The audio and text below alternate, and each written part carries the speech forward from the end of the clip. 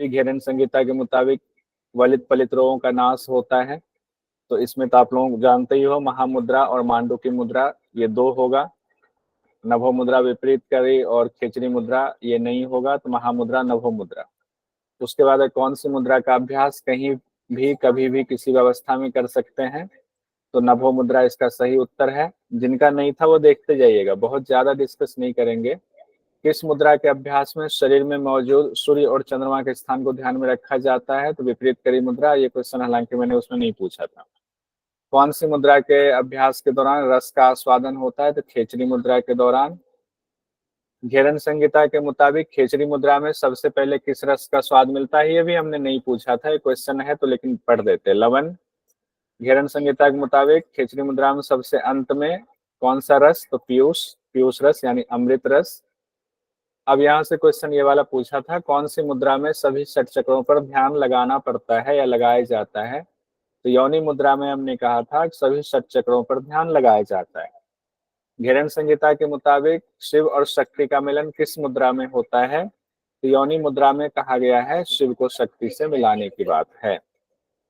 घेरन संहिता के मुताबिक घोर पाप उपपाप का नाश किस मुद्रा के अभ्यास से होता है, सब लोगों को पढ़ाया हुआ योनि मुद्रा। फिर भी किन्हीं का गलत हुआ है तो अब बस रिवीजन के तरह तौर पे हम इसको कर रहे हैं, ध्यान रखिएगा। घेरन संहिता के मुताबिक महामुद्रा के निम्न लाभ बताए गए हैं। अब ये जो है ना क्वेश्चन, जो मान लीजिए मैच करने वाला या इस तरह का पूछा जाता है, यही बात अभी पूछ रहे थे आप। तो थोड़ी बार हाँ ये भी है और वो दोनों ही है। इसमें भी बताता हूँ। सही कूट का चयन करें, अगर इसको ऐसे रखें तो ये मान लीजिए कफ दोष है, क्षय है, कास है, जीर्ण ज्वर है, वात दोष। इसमें दो तरीके का ट्रिक लगाया जाता है। एक तो आपको कम से कम कुछ तो नॉलेज होना चाहिए, जैसे कि आपको हमने बताया कि मुद्राओं में किसी में कफ दोष या पित्त वात की चर्चा ही नहीं की गई है लाभ में। अगर किसी में ए है, कफ दोष वाला है, जिसमें ए है वो ऑप्शन नहीं होगा। जैसे पहला ऑप्शन और तीसरा ऑप्शन तो हो ही नहीं सकता है, तो ऑप्शन आपके पास 2 और 4 बच गए। अब आपको अगर इसमें से कोई आता है, देखिए ई वाला है, ई भी नहीं है, हमने कहा कि ये पढ़ाया हुआ था जो विश्लेषण के दौरान, तो वात पित्त कफ का नहीं था, तो ई भी नहीं है। अब ई जिसमें होगा वो नहीं होगा, दूसरे में ई है, तीसरे में ई है, नहीं होगा, तो चौथा आंसर हो गया। एक तो ये ट्रिक था। दूसरा ये है कि अगर आपको दो कोई आता है, मान लीजिए क्षय आता है, काश आता है, जीर्ण, तो आप ये देखिए बी या सी दो ही आता है, तो बी और सी किस में है, तो बी और सी आपको 4 में है और 1 में है। तब यहाँ कंफ्यूजन होगी। अब इसमें से आपको चूज करना पड़ेगा किसको करें। कई बार क्या होता है बी और सी आपको आता है 1 में ही वो होता है, कई बार आपको जो एक कंफर्म है कि यही है वो किसी एक ही ऑप्शन में होता है, तो वहां आपके लिए आसान हो जाता है। तो यहाँ क्षय काश और जीर्ण ज्वर ये इसमें से सही आंसर है, यानी चौथा वाला। 16 आधार का बंधन निम्न में से किस अभ्यास से होता है, तो जालंधर बंध से होता है। अगर आप लोगों का ये गलत हुआ है तो बहुत अफसोस की बात है, ऐसा नहीं होना चाहिए था। किन्हीं का हुआ है गलत तो वो हमें अब विश्लेषण करके देखना पड़ेगा, क्योंकि मेरे पास पूरा डाटा है। मरुत सिद्धि निम्न में से किस अभ्यास से होता है, तो मरुत सिद्धि मूल बंध से होता है। ये भी नहीं होना चाहिए था, ये सब तो कई बार रिपीट किया था मैंने। विग्रह सिद्धि निम्न में से किस मुद्रा के अभ्यास से होता है, विग्रह सिद्धि भी हमने बताया था शक्ति चालन चालन से या शक्ति चालनी मुद्रा से, कई बार चर्चा हुई थी इसकी। बस एक बार आपने देखना था। घेरन संहिता के मुताबिक किन अभ्यासों के साथ महावेद करने पर ही फल मिलता है। तो अब देखिए इसमें उस दिन पूजा जी थी, तो पूजा जी ने बताया था बंद बंद महा महा करके उन्होंने कहा था। इसमें बंद बंद आएगा और महा महा आपके आएगा हठ प्रदीपिका में। तो बंद बंद इसमें कौन कौन सा है वो देख लीजिए। मूल बंद महाबंद वाला ये है, मूल बंद महाबंद, तो दूसरा वाला ऑप्शन सही है। उसके बाद है घेरन संहिता के मुताबिक खेचरी मुद्रा के निम्न में से कौन से लाभ बताए गए हैं। इसकी अलग से हमने चर्चा भी की थी विश्लेषण के दौरान। तो विश्लेषण के दौरान जो मेन 3 मुद्रा का की चर्चा, योनि मुद्रा, खेचरी मुद्रा, शांभवी मुद्रा, और एक मुद्रा का किया था भी ध्यान नहीं आ रहा, उसके लाभ अलग से विस्तार से चर्चा की थी। तो खेचरी मुद्रा में हमने कहा था मूर्छा क्षुधा जैसे ही आएगा, तो मूर्छा क्षुधा देख लो। मूर्छा क्षुधा किसमें है, तो ए और बी, ए बी मूर्छा क्षुधा, तो ए बी इसमें है, ए बी इसमें है, तो इस ए और 1 और 4 में से कोई होगा। अब आता है डी तृष्णा, तो तृष्णा भी खिचड़ी मुद्रा का, इसलिए ऑप्शन 4 वाला सही होगा। घेरन संहिता के मुताबिक योनि मुद्रा के निम्न में से कौन से लाभ बताए गए हैं? इसमें 3 ही लाभ, 3 ही 4 मुद्रा का तो लाभ है जिसको कि हमें ध्यान रखना है, अपने आप हो जाता। तो योनि मुद्रा में महापाप से मुक्ति, सुरापी की बात आ रही है, घोर पाप की बात आई है, कई बार रिपीट हुआ था, एक बार पढ़ लेते तो हो जाता है। ए, सी और ई आंसर होगा, ए, सी और ई तीसरा वाला आंसर होगा। बहुत सुंदर, जो लोग अभी मैसेज में साथ साथ आंसर कर रहे हैं बहुत अच्छा है। घेरन संहिता के मुताबिक निम्न में से किस मुद्रा से बिंदु की सिद्धि होती है? कई बार आपको रटवाया हुआ था कि वज्रोनी मुद्रा एकमात्र मुद्रा के बारे में घेरन संहिता में बताई गई है जिससे बिंदु की सिद्धि होती है। उसके बाद है वज्रोली नहीं है नेहा जी, ध्यान रखिएगा, वज्रोली नहीं है, ला नहीं है, वज्रोली है, णी, ठीक है, वज्रोणी, ये कंफ्यूजन हो जाता है ये, तो उसको करेक्ट कर लीजिएगा। उसके बाद एक घेरन संहिता के मुताबिक किस मुद्रा के सिद्ध होने के बाद ही योनि मुद्रा का अभ्यास करना चाहिए? बहुत इंपॉर्टेंट क्वेश्चन है, ये पूछा जा सकता है, ध्यान रखिएगा। किस मुद्रा का अभ्यास करने के बाद ही योनि मुद्रा का अभ्यास करना? शक्ति चालन का अभ्यास के बाद ही योनि मुद्रा का अभ्यास करना है, ये कहा गया है। घेरन संहिता के मुताबिक निम्न में से कौन सी मुद्राएं कुंडलिनी जागरण कराती हैं? कुंडलिनी जागरण का हम लोगों ने अलग से पढ़ा हुआ था, कौन कौन सी मुद्रा है। खेचरी, शक्ति चालनी, पासनी, शांभवी, वज्रोणी हमने दिया था। तो शक्ति चालनी तो होगा ही, नाम ही है शक्ति और चालनी, कुंडलिनी का जागरण करना नाम से ही है। फिर पासनी का हमने कहा था है, फिर वज्रोणी का कहा था है।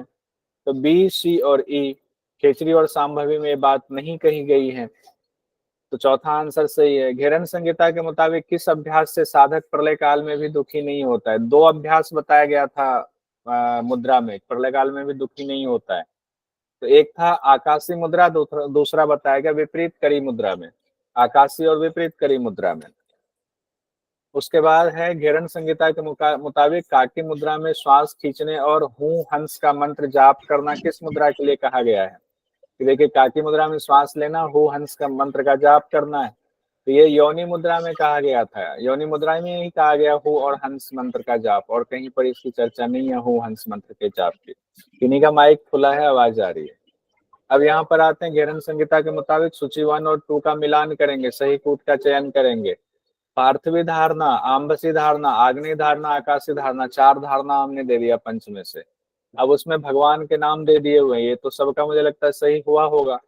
हम लोगों ने याद किया था ब्रह्मा, विष्णु, रुद्र, ईश्वर, सदाशिव, ये सीक्वेंस में याद किया था। एक इसमें से धारणा नहीं है, तो एक धारणा नहीं है, कौन सी नहीं है धारणा इसमें बताइए? वायवी धारणा नहीं है, ठीक है, तो वायवी वाला बीच में छाड़ देंगे, ईश्वर का ऑप्शन भी नहीं है।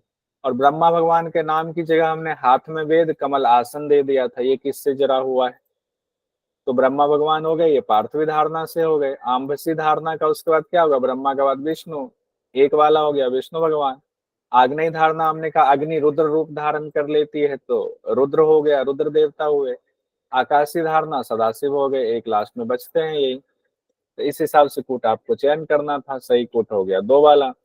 घेरन संहिता के मुताबिक सूची 1 और 2 का मिलान करें और सही कूट का चयन करें। खेचरी मुद्रा, महामुद्रा, सांभवी मुद्रा, शक्ति चालनी। उदावर्त रोग, नाना रस, विग्रह सिद्धि और आत्माराम, कितना आसान है। आत्माराम की चर्चा हुई थी। सांभवी मुद्रा के बारे में कहा गया है कि दोनों नेत्रों के बीच में देख करके आत्माराम का दर्शन करेंगे, सांभवी मुद्रा हो गया। शक्ति चालनी हम लोगों ने अभी भी पढ़ा, कई बार पढ़ा, विग्रह सिद्धि है। महामुद्रा में कहा गया है उदावर्त रोग की बात है। खेचरी मुद्रा में नाना रस की प्राप्ति होती है। तो कितना आसान तो सवाल है। घेरन संहिता के मुताबिक निम्न में से किस किस अभ्यास में भूमध्य दृष्टि रहती है? खेचरी, शक्ति चालिनी, महामुद्रा, वायवी और वज्रोणी। अब इसमें से हमें 2 ऑप्शन सही था इसमें से, तो 2 ऑप्शन में था, एक खेचरी में कहा गया, एक महामुद्रा में कहा गया है। उसके बाद आते हैं मंत्र, कुछ मंत्र हमने कहा था जो इंपॉर्टेंट है, उसको इसमें हमने जानबूझकर रखा था, और ये सब मंत्र हमने आपको नोट्स में भी दिया हुआ था। रूप, यौवन, लावण्यम, नारीनाम, पुरुष विना, महावेद के लिए कहा गया है। उसके बाद था यावत सा निद्रता देहे तावत जीवः पशुर यथा, जब तक वो कुंडलिनी शक्ति सोई हुई है तब तक हम लोग मनुष्य जो है, जीव जो है, पशु के समान है। ये किसके लिए कहा गया? ये शक्ति चालन मुद्रा के दौरान कुंडलिनी शक्ति के बारे में बताया जा रहा है, वहां पर ये कहा गया है। उसके बाद है स एव आदिनाथश्च, सचे नारायण है स्वयं। तो आदिनाथ नारायण, इसकी चर्चा किस मुद्रा में कही गई है? तो हमने आपको बताया था भगवान के नाम की कहाँ कहाँ चर्चा की गई, योनि मुद्रा और सांभवी मुद्रा में। तो योनि मुद्रा यहाँ है नहीं, सांभवी मुद्रा है। सांभवी में ही नारायण शब्द आया हुआ है, आदिनाथ शब्द आया है। योनि मुद्रा में आदिनाथ और नारायण शब्द नहीं आया है, वहां भगवान शिव जरूर आया है और ब्रह्म की बात आई हुई है। ऐसा काल गंभीर भीति हरिणी, ये आया हुआ है आग्नेय मुद्रा से, आग्नेय धारणा से। तो पहला हो गया। ये सब वो था जो हमने आपको पढ़ाया था और कहा था कि हम पढ़ा रहे क्वेश्चन में आएगा। जिनका गलत हुआ या तो उन्होंने क्लास लाइव ज्वाइन नहीं किया और उन्होंने वीडियो भी नहीं देखा, क्योंकि वही रिकॉर्डिंग होकर हमने डाला हुआ है। मृत्यु मातंग केसरी किस अभ्यास के लिए कहा गया? उद्यान बंद के लिए मृत्यु मातंग केसरी कहा गया है घेरन संहिता में। तो ये ऑप्शन था जो हमने घेरन संहिता के सवाल आपको सॉल्व करवा दिए।